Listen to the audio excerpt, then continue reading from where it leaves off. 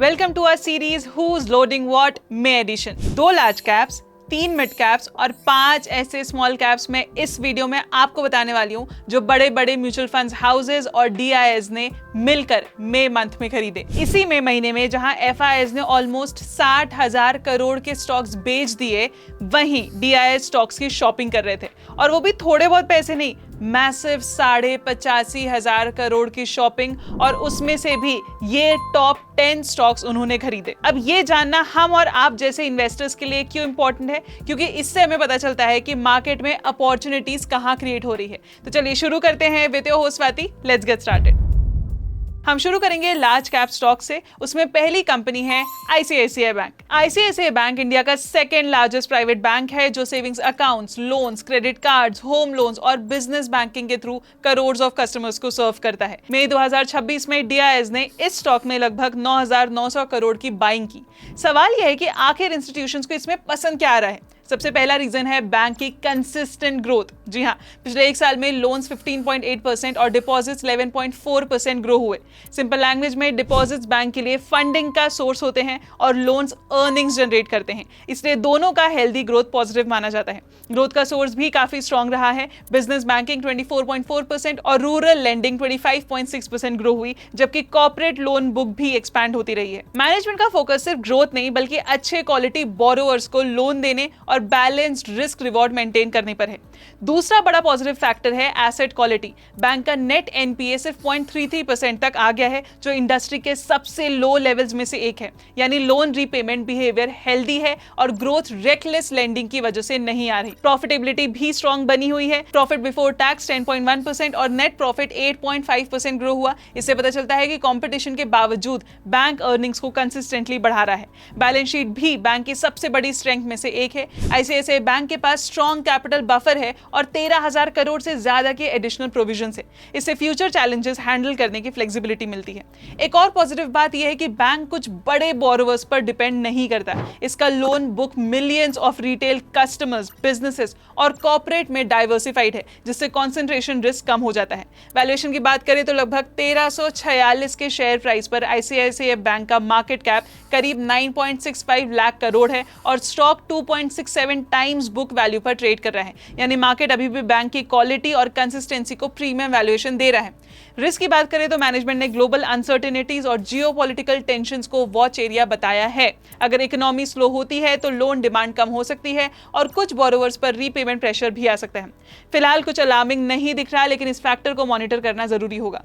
Overall ICICI bank steadily grow कर रहा है, बैड लोन्स को कंट्रोल में रखा हुआ है, स्ट्रॉन्ग प्रॉफिट्स जनरेट कर रहा है और एक बहुत स्ट्रॉन्ग बैलेंस शीट मेंटेन करता है। और शायद इसी वजह से डीआईएस ने मई 2026 में इस स्टॉक में लगभग 10,000 करोड़ इन्वेस्ट किए। इसी महीने में डीआईएस का दूसरा सबसे बड़ा बेट था HDFC bank. Of course domestic institutional investors ने एक ही महीने में इस स्टॉक में 7,500 करोड़ से ज्यादा इन्वेस्ट किया, और जब इंस्टीट्यूशंस 12 लाख करोड़ से ज्यादा मार्केट कैप वाली कंपनी में इतना पैसा लगाते हैं तो वो सिर्फ स्टेबिलिटी नहीं बल्कि फ्यूचर ग्रोथ पर भी बेट कर रहे होते हैं। तो उन्हें एचडीएफसी में क्या नजर आ रहा है? सबसे पहले स्केल। आज एचडीएफसी बैंक के पास 10 करोड़ से ज्यादा कस्टमर्स हैं और पूरे इंडिया में 9,689 ब्रांचेस का नेटवर्क है। सिर्फ पिछले 4 सालों में कस्टमर बेस 7 करोड़ से 10 करोड़ हो गए हैं, जिससे बैंक ने देश में सबसे बड़े फाइनेंशियल इकोसिस्टम में से एक क्रिएट कर लिया है। और ये इकोसिस्टम अभी भी एक्सपांड हो रहा है। FY26 में डिपॉजिट्स 14.4% बढ़े और लगभग 3.9 लाख करोड़ नए डिपॉजिट्स ऐड हुए। इसके बाद टोटल डिपॉजिट 32 लाख करोड़ के पार पहुंच गया। मैनेजमेंट के मुताबिक इन डिपॉजिट्स का बढ़ता हिस्सा रिटेल कस्टमर से आ रहा है, जिससे फंडिंग बेस और स्टेबल बनती जा रही है। लेंडिंग साइड पर भी ग्रोथ स्ट्रॉन्ग रही। टोटल एडवांसेस 12% बढ़कर लगभग 29.6 लाख करोड़ तक पहुंच गए और ग्रोथ मल्टीपल सेगमेंट से आ रही है। बिजनेस बैंकिंग 20% ग्रो होकर 4.6 लाख करोड़, स्मॉल और मिड मार्केट लेंडिंग 17.2% बढ़कर 6.3 लाख करोड़ और कॉर्पोरेट लेंडिंग 13% ग्रो होकर 8.1 लाख करोड़ तक पहुंच गई। यानी बैंक किसी एक सेगमेंट पर डिपेंडेंट नहीं है। एसेट क्वालिटी भी इंडस्ट्री की स्ट्रॉन्गेस्ट स्ट्रेंथ में से एक बनी हुई है। ग्रॉस एनपीए सिर्फ 1.15% है और मैनेजमेंट को लोन बुक में फिलहाल कोई मीनिंगफुल स्ट्रेस नजर नहीं आ रहा। साथ ही बैंक ने लोन्स के लगभग 1.25% के बराबर प्रोविजन बफर भी भी बना रखा है जो फ्यूचर शॉक्स के लिए एक्स्ट्रा कुशन प्रोवाइड करते हैं। प्रॉफिटेबिलिटी भी हेल्दी रही। Quarterly profit after tax that is PAT 9.1% बढ़कर 19,220 करोड़ और प्रॉफिट बिफोर टैक्स 7.9% बढ़कर 25,190 करोड़ रहा। लेकिन शायद सबसे इंपॉर्टेंट पॉइंट मैनेजमेंट का लॉन्ग टर्म विजन है। पिछले 5 से 6 सालों में बैंक ने अपना ब्रांच नेटवर्क डबल किया, कस्टमर बेस लगभग डबल किया और टेक्नोलॉजी पर $1 बिलियन से ज्यादा इन्वेस्ट किया। मैनेजमेंट का मानना है कि अब ये इन्वेस्टमेंट अर्निंग्स ग्रोथ ड्राइव करने के स्टेज पर पहुंच रहे हैं बिना कॉस्ट को उतनी ही स्पीड से बढ़ाए। सिंपल शब्दों में बैंक ने सालों तक कैपेसिटी बिल्ड की है और अब उस कैपेसिटी को मोनेटाइज करने का फेज शुरू हो रहा है। रिस्क की बात करें तो जियोपॉलिटिकल टेंशन और इकोनॉमिक स्लो डाउन पर नजर रखनी होगी। अगर इकोनॉमी स्लो होगी तो लोन डिमांड और ओवरऑल बैंकिंग ग्रोथ पर असर पड़ सकता है। Overall 32 lakh crore deposit, 30 lakh crore loan book, 10 crore customer, strong asset quality और मल्टीपल ग्रोथ इंजन्स के कॉम्बिनेशन ने HDFC बैंक को ऐसा बिजनेस बना दिया है जिसमें DIS ने मई महीने में 7,500 करोड़ से ज्यादा इन्वेस्ट किए। अब हम देखेंगे 3 मिड कैप कंपनीज। पहली है लेंसकार्ट। मई महीने में DIS ने लेंसकार्ट में लगभग 3,550 करोड़ इन्वेस्ट किए और ये स्टॉक इसीलिए इंटरेस्टिंग है क्योंकि पहली नजर में ये सिर्फ एक आईवेयर रिटेलर लगता है, लेकिन कंपनी के एम्बिशन और स्केल उससे काफी बड़ी है। FY26 कंपनी के लिए एक ब्रेक थ्रू ईयर रहा। रेवेन्यू पहली बार 9,000 करोड़ के पार कर गया और 32% ग्रो हुआ, लेकिन असली हाईलाइट प्रॉफिटेबिलिटी थी। EBITDA 55% बढ़कर 1,790 करोड़ और नेट प्रॉफिट 148% जंप करके 530 करोड़ तक पहुंच गया। सिंपल लैंग्वेज में सेल्स तेजी से बढ़ रही है, लेकिन प्रॉफिट्स उससे भी तेज स्पीड से ग्रो हो रहे हैं। इस ग्रोथ का सबसे बड़ा ड्राइवर है कस्टमर एक्विजिशन। FY26 में लेंसकार्ट ने 2.38 करोड़ आई टेस्ट कंडक्ट किए, जो पिछले साल से लगभग 49% ज्यादा थे। मैनेजमेंट के मुताबिक इंडिया में हुए लगभग आधे I test first time I exams थे, जो दिखाता है कि मार्केट अभी भी काफी अंडर पेनिट्रेटेड है। ये डिमांड सेल्स में भी कन्वर्ट हो रही है। कंपनी ने FY26 में 3.53 करोड़ आईवेयर यूनिट्स बेचे, जो लगभग 25% ग्रोथ थी। साथ ही इंडिया में सेम स्टोर सेल्स ग्रोथ 20% से ऊपर बनी रही और ग्रोथ अब सिर्फ मेट्रो सिटीज तक लिमिटेड नहीं है। मैनेजमेंट ने बताया कि श्रीनगर, सहरसा, शहडोल, गोलाघाट और झरग्राम जैसे टियर 2 और छोटे शहरों के नए स्टोर्स अपने पहले साल में 16 से 17 लाख का मंथली रेवेन्यू जनरेट कर रहे हैं। यानी ऑर्गेनाइज्ड आईवेयर रिटेल की पेनिट्रेशन अभी भी काफी कम है और ग्रोथ की रनवे लंबी दिख रही है। इसी अपॉर्चुनिटी को कैप्चर करने के लिए कंपनी अग्रेसिवली एक्सपांड कर रही है। FY26 में लेंसकार्ट ने 603 नेट नए स्टोर्स ऐड किए, जिसके बाद ग्लोबल स्टोर काउंट 3,327 तक पहुंच गया। फिर भी कंपनी ने 887 करोड़ का ऑपरेटिंग कैश फ्लो जनरेट किया, जिससे एक्सपेंशन और मैन्युफैक्चरिंग इन्वेस्टमेंट्स फंड हुए बिना बैलेंस शीट पर प्रेशर डाले। मैनेजमेंट का मानना है कि कंपनी अभी भी ग्रोथ के इनिशियल फेज में है। आज लेंसकार्ट लगभग 5 करोड़ कस्टमर्स को सर्व करती है, जबकि लॉन्ग टर्म टारगेट 10 करोड़ से ज्यादा कस्टमर्स तक पहुंचना है। इसलिए कंपनी AI पावर्ड आई टेस्टिंग, ऑटोमेशन, मैन्युफैक्चरिंग और स्मार्ट ग्लासेस में अग्रेसिवली इन्वेस्ट कर रही है। मैनेजमेंट ने FY27 को कंज्यूमर टेक कंपनी से कंज्यूमर AI कंपनी में ट्रांजिशन का साल भी बताया है। हाँ, रिस्क भी है। स्टॉक पहले से प्रीमियम वैल्यूएशन पर ट्रेड कर रहा है। साथ ही AI, टेक्नोलॉजी, मैन्युफैक्चरिंग और कस्टमर एक्विजिशन में हेवी इन्वेस्टमेंट्स के कारण क्वार्टरली मार्जिन शॉर्ट टर्म में फ्लक्चुएट कर सकते हैं। लेकिन ओवरऑल पिक्चर देखें तो लेंसकार्ट 30% से ज्यादा रेवेन्यू ग्रोथ, 100% से ज्यादा प्रॉफिट ग्रोथ, हर साल 600 प्लस नए स्टोर्स, 2.38 करोड़ आई टेस्ट और एक ambitious AI led vision platform strategy के साथ एक स्ट्रॉन्ग ग्रोथ स्टोरी बनकर उभर रहा है। और शायद इसी वजह से DIS ने मई महीने में इस स्टॉक में 3,500 करोड़ से ज्यादा इन्वेस्ट किए। मिड कैप स्टॉक में अगला बेट है JSW एनर्जी। मई महीने में DIS ने कंपनी के लगभग 4 करोड़ शेयर्स खरीदे और करीब 2,345 करोड़ इन्वेस्ट किए। लगभग 1 लाख करोड़ मार्केट कैप के साथ JSW एनर्जी इंडिया की सबसे एम्बिशियस एनर्जी ट्रांजिशन स्टोरीज में से एक बनने की कोशिश कर रहा है। आज कंपनी के पास 13.45 गीगावाट की पावर जनरेशन कैपेसिटी है। मैनेजमेंट का टारगेट इसे 2030 तक 30 गीगावाट तक ले जाना है। साथ ही 40 gigawatt hour energy storage capacity build करनी है। और ये सिर्फ फ्यूचर प्लान्स नहीं है, कंपनी के पास पहले से ही 32 गीगावाट की लॉक्ड इन कैपेसिटी है, जिसमें operational assets, under construction projects और सिक्योर्ड पाइपलाइन अपॉर्चुनिटी शामिल है। फाइनेंशियल्स भी स्ट्रॉन्ग मोमेंटम दिखाते हैं। FY26 में रेवेन्यू 12,639 करोड़ से बढ़कर 19,878 1,148 करोड़ हो गया, यानी 57% ग्रोथ। एबिटा 6,115 करोड़ से बढ़कर 11,041 करोड़ और कैश पैट 4,359 करोड़ तक पहुंच गया। पावर जनरेशन भी बढ़कर 51 बिलियन यूनिट्स हो गई, जो दिखाता है कि ग्रोथ एक्चुअल कैपेसिटी एडिशंस की वजह से आ रही है। लेकिन असली स्टोरी सिर्फ अर्निंग्स नहीं बल्कि कंपनी का डाइवर्सिफाइड एनर्जी पोर्टफोलियो है। आज JSW energy thermal, solar, wind, hydro और हाइब्रिड पावर प्रोजेक्ट्स में मौजूद है और 14 स्टेट्स में ऑपरेट करती है। साथ ही 14 गीगावाट के प्रोजेक्ट्स अंडर कंस्ट्रक्शन हैं, जो अगले कई सालों की ग्रोथ विजिबिलिटी देते हैं। एक और इंपॉर्टेंट अपॉर्चुनिटी है एनर्जी स्टोरेज। इंडिया के रिन्यूएबल एनर्जी टारगेट्स को अचीव करने के लिए स्टोरेज बहुत जरूरी होगा। जेएसडब्ल्यू एनर्जी के पास ऑलरेडी 29 गीगावाट आर की लॉक्ड इन स्टोरेज कैपेसिटी है, जिसमें बैटरी स्टोरेज और पम्प्ड हाइड्रो प्रोजेक्ट शामिल हैं। मैनेजमेंट का टारगेट इसे 2030 तक 40 गीगावाट आर तक ले जाना है। साथ ही कंपनी ने 5 गीगावाट आर की बैटरी मैन्युफैक्चरिंग फैसिलिटी भी कमीशन कर दी है, जिससे फ्यूचर स्टोरेज मार्केट में अर्ली पोजीशनिंग मिल सकती है। एग्जीक्यूशन भी कंपनी की बड़ी स्ट्रेंथ रही है। FY21 में इंस्टॉल्ड कैपेसिटी 4.6 गीगावाट थी, जो बढ़कर आज 13.45 गीगावाट हो गई है, यानी सिर्फ 5 सालों में लगभग 3 गुना ग्रोथ। अब मैनेजमेंट अगले 4 सालों में करंट कैपेसिटी को फिर से लगभग डबल करना चाहती है। इसके लिए एग्जीक्यूशन स्ट्रॉन्ग करना होगा, प्रोजेक्ट्स टाइम पर कंप्लीट होने होंगे और 2030 तक प्लान्ड 1.3 लाख करोड़ केपेक्स को अर्निंग्स ग्रोथ में कन्वर्ट करना होगा। ओवरऑल जेएसडब्ल्यू एनर्जी सिर्फ एक पावर जनरेशन कंपनी नहीं बल्कि इंडिया के रिन्यूएबल एनर्जी और एनर्जी स्टोरेज ट्रांजिशन पर एक बड़ा बेट है। और अगर अगले डेकेड में इंडिया की पावर डिमांड एक्सपेक्टेड पेस से बढ़ती है तो फ्यूचर में जेएसडब्ल्यू एनर्जी आज से काफी बड़ी कंपनी बन सकती है। मिड कैप की आखिरी कंपनी है प्रीमियर एनर्जीज। मई महीने में डीआईएस ने कंपनी के लगभग 1.49 करोड़ शेयर्स खरीदे और 1,549 करोड़ से ज्यादा इन्वेस्ट किए। और नंबर्स देखकर ये इंटरेस्ट समझ में भी आता है। सिर्फ 2 सालों में कंपनी का रेवेन्यू 3,171 करोड़ से बढ़कर 8,026 करोड़ हो गया, जबकि नेट प्रॉफिट 231 करोड़ से जंप करके 1,510 करोड़ तक पहुंच गया। FY26 में प्रॉफिट ने और 61% ग्रोथ दिखाई। लेकिन असली हाईलाइट है कंपनी का एक्सपेंशन।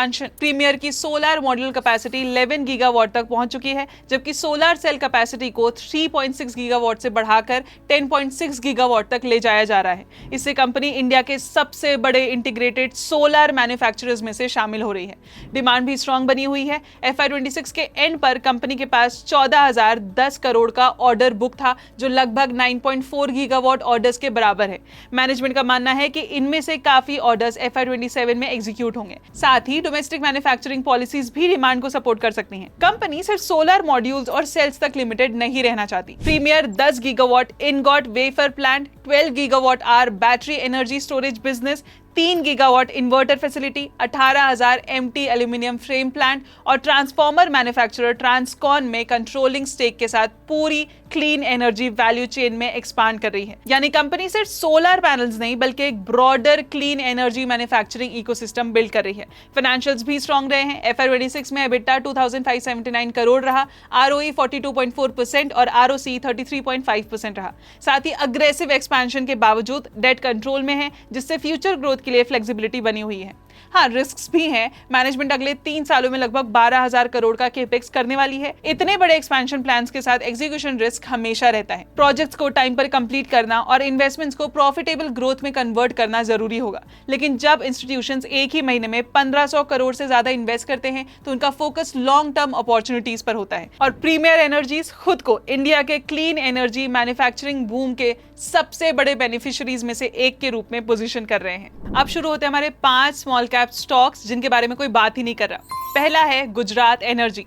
मई महीने में डीआईएस ने गुजरात एनर्जी में लगभग 4,000 करोड़ इन्वेस्ट किए और इसके साथ उन्हें एक ऐसा गैस डिस्ट्रीब्यूशन नेटवर्क मिला है जो सालों में बिल्ड हुआ है और जिसे रेप्लिकेट करना आसान नहीं है। काफी इन्वेस्टर्स इसे अब भी सिर्फ सिटी गैस डिस्ट्रीब्यूटर समझते हैं, लेकिन गुजरात गैस और गुजरात स्टेट पेट्रोनेट के मर्जर के बाद company natural gas value chain के लगभग हर हिस्से में मौजूद है। मर्जर के बाद गुजरात गवर्नमेंट और उसके अंडरटेकिंग्स मिलकर कंपनी में लगभग 56% स्टेक रखती हैं, जिससे स्ट्रॉन्ग स्टेट बैकिंग मिलती है। लगभग 399 के शेयर प्राइस और 27,481 करोड़ के मार्केट कैप के साथ गुजरात एनर्जी की खास बात यह है कि ये प्रोडक्शन, ट्रेडिंग और डिस्ट्रीब्यूशन तीनों में काम करती है। कंपनी 11 ब्लॉक्स के थ्रू ऑयल और गैस प्रोड्यूस करती है, डोमेस्टिक और ग्लोबल मार्केट से गैस सोर्स करके ट्रेड करती है और फिर अपने नेटवर्क के थ्रू होम्स, व्हीकल्स और इंडस्ट्रीज तक गैस पहुंचाती है। और यही नेटवर्क इसका सबसे बड़ा एसेट है। आज कंपनी 24 लाख से ज्यादा residential customers, 16,000 plus commercial establishments और लगभग 4,500 इंडस्ट्रियल कस्टमर्स कस्टमर्स को सर्व करती है। साथ ही 839 सीएनजी स्टेशन और 45,000 किलोमीटर से ज्यादा का पाइपलाइन नेटवर्क ऑपरेट करती है। मैनेजमेंट के मुताबिक मार्च से मई के बीच ही 86 रेसिडेंशियल सोसाइटीज ने पाइप नेचुरल गैस अडॉप्ट किया, जिसके बाद एलपीजी फ्री हाउस होल्ड्स की संख्या लगभग 4.9 लाख तक पहुंच गई। ये इंपॉर्टेंट है क्योंकि हर नया कनेक्शन सालों तक रिकरिंग गैस डिमांड क्रिएट कर सकता है। इसलिए इस बिजनेस में कस्टमर एडिशंस और वॉल्यूम ग्रोथ क्वार्टरली प्रॉफिट से ज्यादा इंपॉर्टेंट होते हैं। हाँ, शॉर्ट टर्म अर्निंग्स वॉलेटाइल रह सकती हैं। Q4 में पैट 692 करोड़ से गिरकर 521 करोड़ रहा क्योंकि गैस मार्जिन्स नॉर्मलाइज हुए। लेकिन इंस्टीट्यूशंस शायद क्वार्टरली फ्लक्चुएशंस के बजाय लॉन्ग टर्म ग्रोथ अपॉर्चुनिटी पर फोकस कर रहे हैं। रिस्क की बात करें तो industrial customers global LNG prices के प्रति सेंसिटिव होते हैं। अगर इंपोर्टेड गैस महंगी हो जाए तो कुछ इंडस्ट्रीज ऑल्टरनेटिव फ्यूल्स यूज कर सकते हैं। साथ ही गैस एलोकेशन से जुड़े रेगुलेटरी चेंजेस भी प्रॉफिटेबिलिटी को इंपैक्ट कर सकते हैं। ओवरऑल गुजरात एनर्जी सिर्फ एक गैस डिस्ट्रीब्यूटर नहीं बल्कि प्रोडक्शन, ट्रेडिंग और डिस्ट्रीब्यूशन तीनों सेगमेंट्स में मौजूद एक इंटीग्रेटेड एनर्जी प्लेयर है और शायद इसी वजह से डीआईएस ने मई महीने में इसमें लगभग 4,000 करोड़ इन्वेस्ट किए हैं। अब आती है अगली company, that is pine labs. एक कंपनी जिसका पी लगभग 150 हो और आरओई सिर्फ 2.5% हो, उसमें डीआईएस पैसा क्यों लगा रहे हैं? शायद इसीलिए क्योंकि वो पाइन लैब्स को एक डिजिटल पेमेंट्स इंफ्रास्ट्रक्चर कंपनी के रूप में देखते हैं। लगभग 154 के शेयर प्राइस और 17,600 करोड़ के मार्केट कैप के साथ pine labs payments, lending, merchant commerce और फिनटेक इंफ्रास्ट्रक्चर के बीच काम करती है। सिंपल लैंग्वेज में जब भी कोई कस्टमर्स पीओएस मशीन से पेमेंट करता है, ईएमआई चूज करता है, गिफ्ट कार्ड रिडीम करता है या मर्चेंट लॉयल्टी प्रोग्राम चलाता है, पाइन लैब्स उस वैल्यू चेन के किसी ना किसी हिस्से से फी अर्न कर सकती है। आज कंपनी लगभग 20 लाख मर्चेंट टच पॉइंट्स पर मौजूद है और हर साल करीब $200 बिलियन का पेमेंट वॉल्यूम प्रोसेस करती है। ये स्केल इंपॉर्टेंट है क्योंकि पेमेंट्स एक नेटवर्क बिजनेस है। एक बार मर्चेंट इंटीग्रेट हो जाए तो इंफ्रास्ट्रक्चर रिप्लेस करना मुश्किल होता है, जिससे कस्टमर स्टिकीनेस बढ़ती है। तो डीआईएस ने मई महीने में लगभग 1,140 करोड़ क्यों इन्वेस्ट किए? सबसे पहला रीजन है ग्रोथ विजिबिलिटी। मैनेजमेंट ने FY27 के लिए 21 to 23.5% रेवेन्यू ग्रोथ का गाइडेंस दिया, जो FY26 के लगभग 19% ग्रोथ से ज्यादा है। मैनेजमेंट के मुताबिक FY27 की पहली क्वार्टर परफॉर्मेंस भी गाइडेंस के लोअर एंड के आसपास ट्रैक कर रही है। FY26 में रेवेन्यू 17% बढ़कर 701 करोड़ तक पहुंच गया। साथ ही कंट्रीब्यूशन मार्जिन 73% से ऊपर रहा, यानी स्केल बढ़ने के साथ प्रॉफिटेबिलिटी भी इंप्रूव हो रही है। एक और बड़ा ट्रिगर है कंपनी के गवर्नमेंट कॉन्ट्रैक्ट्स। पाइन लैब्स ने तीनों government owned oil marketing company से मल्टी ईयर कॉन्ट्रैक्ट्स जीते हैं। FY27 तक कंपनी का पेमेंट इंफ्रास्ट्रक्चर लगभग 1.3 लाख फ्यूल रिटेल आउटलेट्स तक डिप्लॉय हो सकता है, जिससे इस सेगमेंट में 50% से ज्यादा मार्केट शेयर मिल सकता है। और पेमेंट हैंडल करने के बाद company loyalty programs, fleet cards, lending products और सॉफ्टवेयर जैसे एडिशनल सर्विसेज भी बेच सकती है। ग्रोथ के नए ड्राइवर्स भी स्ट्रॉन्ग रहे हैं। पिछले 3 सालों में ऑनलाइन पेमेंट्स लगभग 60% ग्रो हुए, इंटरनेशनल रेवेन्यू 44% CAGR से बढ़े और सिग्नल IQ जैसे प्रोडक्ट्स लेंडिंग और क्रेडिट एनालिटिक्स में कंपनी की प्रेजेंस बढ़ा रहे हैं। लेकिन सबसे बड़ा रिस्क वैल्यूएशन का है।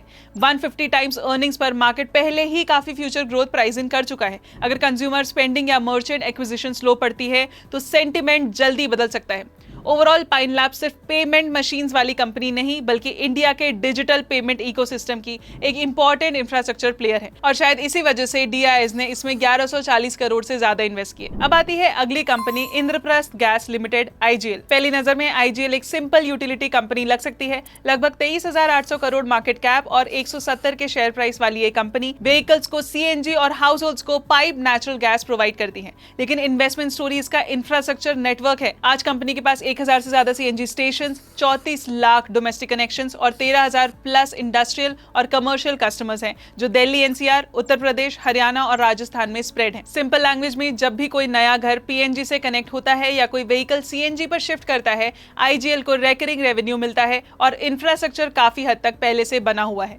इसी वजह से वॉल्यूम ग्रोथ इस बिजनेस का सबसे इंपॉर्टेंट ड्राइवर है। सेल्स वॉल्यूम FY22 के 7 mm SCMD से बढ़कर FY26 में 9.4 mm SCMD तक पहुंच गए हैं और लगभग 74% वॉल्यूम CNG सेगमेंट से आते हैं, जो बिजनेस का सबसे स्टेबल और स्टिकी हिस्सा है। शायद इसी वजह से डीआईएस ने मई महीने में कंपनी में 750 करोड़ से ज्यादा इन्वेस्ट किए। लेटेस्ट क्वार्टर में रेवेन्यू 3,948 करोड़ से बढ़कर 4,163 करोड़ हुआ, जो हायर गैस वॉल्यूम की वजह से था। लेकिन प्रॉफिटेबिलिटी पर प्रेशर रहा। ऑपरेटिंग प्रॉफिट 493 करोड़ से गिरकर 421 करोड़ और ऑपरेटिंग मार्जिन 12% से घटकर 10% हो गया। इसके चलते पैट भी 25% गिरकर 339 करोड़ रहा। लेकिन सिटी गैस डिस्ट्रीब्यूशन बिजनेस में अर्निंग्स डिमांड से ज्यादा गैस प्रोक्योरमेंट कॉस्ट और सेलिंग प्राइसेस के स्प्रेड पर डिपेंड करती है। इसलिए इन्वेस्टर्स क्वार्टरली प्रॉफिट से ज्यादा वॉल्यूम ग्रोथ और गैस सोर्सिंग मिक्स को ट्रैक करते हैं, और यही सबसे बड़ा रिस्क भी है। कंपनी की लगभग 43% गैस सप्लाई इंपोर्टेड एलएनजी से आती है। अगर ग्लोबल गैस प्राइसेस बढ़ जाती हैं तो इनपुट कॉस्ट और मार्जिन प्रेशर दोनों बढ़ सकते हैं। साथ ही सीएनजी का कॉस्ट एडवांटेज कम होने से इंडस्ट्रियल और कमर्शियल डिमांड भी इंपैक्ट हो सकती है। ओवरऑल आईजीएल एक ऐसा इंफ्रास्ट्रक्चर बिजनेस है जो अर्बन ग्रोथ को रेकरिंग कैश फ्लोज में कन्वर्ट करता है, और शायद इसी वजह से डीआईएस ने 750 करोड़ इसमें इन्वेस्ट किए। अब आती है हमारी स्मॉल कैप की चौथी कंपनी, बंधन बैंक। पिछले 2 सालों में बंधन बैंक ने एक्सपेंशन से ज्यादा अपने बिजनेस को रिपेयर और स्ट्रेंथन करने पर फोकस किया। फिर भी मई महीने में डीआईएस ने इसमें 700 करोड़ से ज्यादा इन्वेस्ट किए। बंधन की शुरुआत एक माइक्रो फाइनेंस लेंडर के रूप में हुई थी, जो रूरल इंडिया के वुमेन एंटरप्रेन्योर्स को छोटे लोन्स देते थे। इस मॉडल में कंसंट्रेशन रिस्क ज्यादा होता है, और पिछले कुछ सालों में पूरी इंडस्ट्री ने इसका असर देखा। लगभग 34,000 करोड़ मार्केट कैप और 210 रुपए के शेयर प्राइस के साथ बंधन आज बैंकिंग सेक्टर के एक मेजर टर्न अराउंड स्टोरी बनकर उभर रहा है। मैनेजमेंट ने बैलेंस शीट को ट्रांसफॉर्म करना शुरू किया है। आज micro finance portfolio total loans का सिर्फ लगभग 35% रह गया, जबकि housing finance, vehicle finance, gold loans और होलसेल बैंकिंग जैसे सिक्योर्ड बिजनेसेस तेजी से बढ़ रहे हैं। सिक्योर्ड लोन्स अब टोटल लोन बुक का 56% हिस्सा है। दूसरा पॉजिटिव फैक्टर है एसेट क्वालिटी में सुधार। ग्रॉस एनपीए 3.3%, नेट एनपीए 1% और क्रेडिट कॉस्ट 2% तक आ गया। क्रेडिट कॉस्ट यानी बैड लोन्स के लिए रखा गया पैसा। जितनी कम क्रेडिट कॉस्ट होगी उतनी प्रॉफिटेबिलिटी बेटर होगी। मैनेजमेंट को FY27 के एंड तक ये 1.6% से 1.7% तक आने की उम्मीद है। डिपॉजिट्स भी स्ट्रांग हो रहे हैं। रिटेल डिपॉजिट्स 18% ग्रो हुए, रिटेल टर्म डिपॉजिट्स 30% बढ़े हैं, और लो कॉस्ट कासा रेशियो 29.3% तक इंप्रूव हुआ है। ये इंपॉर्टेंट है क्योंकि सस्ते डिपॉजिट से लेंडिंग मार्जिन्स बढ़ते हैं। मैनेजमेंट को अगले कुछ क्वार्टर्स में एनआईएम में 10 से 20 बीपीएस इंप्रूवमेंट की उम्मीद है। सबसे encouraging sign micro finance business में दिखा है। कलेक्शन एफिशिएंसी लगभग 99% तक पहुंच गई है। स्लिपेजेस शार्पली गिरे हैं और अर्ली स्ट्रेस इंडिकेटर्स भी इंप्रूव हो रहे हैं। रिस्क भी है। आज भी लगभग 1/3 loan book micro finance borrowers से लिंक्ड है। अगर रूरल इनकम पर प्रेशर आता है, इन्फ्लेशन बढ़ता है या सेगमेंट में ओवर लेवरेजिंग होती है तो रिकवरी स्टोरी स्लो पड़ सकती है। ओवरऑल बंधन बैंक की स्टोरी अग्रेसिव ग्रोथ की नहीं बल्कि balance sheet repair, improving asset quality और बिजनेस ट्रांसफॉर्मेशन की है, और शायद इसी वजह से डीआईएस ने इसमें 700 करोड़ से ज्यादा इन्वेस्ट किए। अब आती है हमारी last company, central bank of India. 114 साल पुराना ये पीएसयू बैंक लगभग 28,700 करोड़ के मार्केट कैप और 32 के शेयर प्राइस पर ट्रेड कर रहा है।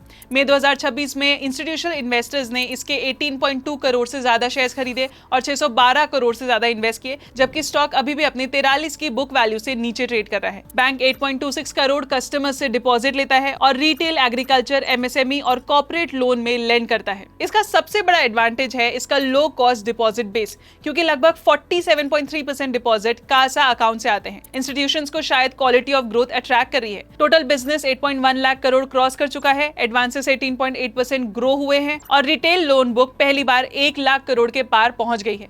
साथ ही रिटेल, एग्रीकल्चर और एमएसएमई लोन्स अब टोटल लोन बुक का 68% हिस्सा है, जिससे लार्ज कॉर्पोरेट लेंडिंग पर डिपेंडेंस कम हुई है। मैनेजमेंट 14 से 16% क्रेडिट ग्रोथ टारगेट कर रही है। इसके लिए बैंक ने लगभग 1000 क्रेडिट ऑफिसर्स ट्रेन किए हैं, क्लस्टर बेस्ड लेंडिंग प्रोग्राम शुरू किए हैं, 300 प्लस क्रेडिट आउटरीच इवेंट्स किए हैं और 37 कस्टमर्स जर्नीज में डिजिटल लेंडिंग एक्सपांड कर रहे हैं। एसेट क्वालिटी भी काफी इंप्रूव हुई है। ग्रॉस एनपीए 14.8% से गिरकर 2.67% और फ्रेश बैड लोन फॉर्मेशन 1.16% पर आ गया है। इससे फ्यूचर प्रोविजंस कम हो सकते हैं और प्रॉफिटेबिलिटी और आरओई इंप्रूव हो सकती है। लेकिन रिस्क प्रॉफिटेबिलिटी का है। नेट इंटरेस्ट मार्जिन गिरकर 3.07% आ गया और कॉस्ट टू इनकम रेशियो लगभग 59% है, जो दिखाता है कि मार्जिन और कॉस्ट दोनों प्रेशर में है। अगर मार्जिन इंप्रूव नहीं होते और कॉस्ट कम नहीं होते तो लोन ग्रोथ के बावजूद प्रॉफिट्स और आरओई उतनी तेज से इंप्रूव नहीं हो पाएंगे। शायद इसी टर्न अराउंड पोटेंशियल और इंप्रूविंग एसेट क्वालिटी की वजह से डीआईएस ने इसमें 612 करोड़ से ज्यादा इन्वेस्ट किया। तो दोस्तों, ये थे मई 2026 में सबसे ज्यादा डीआईआई बाइंग देखने वाले टॉप 10 स्टॉक्स। याद रखिए, सिर्फ डीआईआई बाइंग देखकर किसी स्टॉक में इन्वेस्ट करना सही अप्रोच नहीं है, लेकिन ये जरूर एक अच्छा स्टार्टिंग पॉइंट हो सकता है ये समझने के लिए कि देश के कुछ सबसे बड़े इन्वेस्टर्स आज अपॉर्चुनिटीज कहां देख रहे हैं। अगर आपको ये ब्रेकडाउन पसंद आया हो तो वीडियो को लाइक जरूर करिए और चैनल को सब्सक्राइब करना मत भूलना। हम हर महीने ये सीरीज लाते रहते हैं। कमेंट सेक्शन में बताना कि अगला डीप डाइव आप किस स्टॉक, सेक्टर या इन्वेस्टिंग थीम पर देखना चाहेंगे। मिलते हैं अगले वीडियो में। Mutual fund investments are subject to market risks. Read all scheme related documents carefully.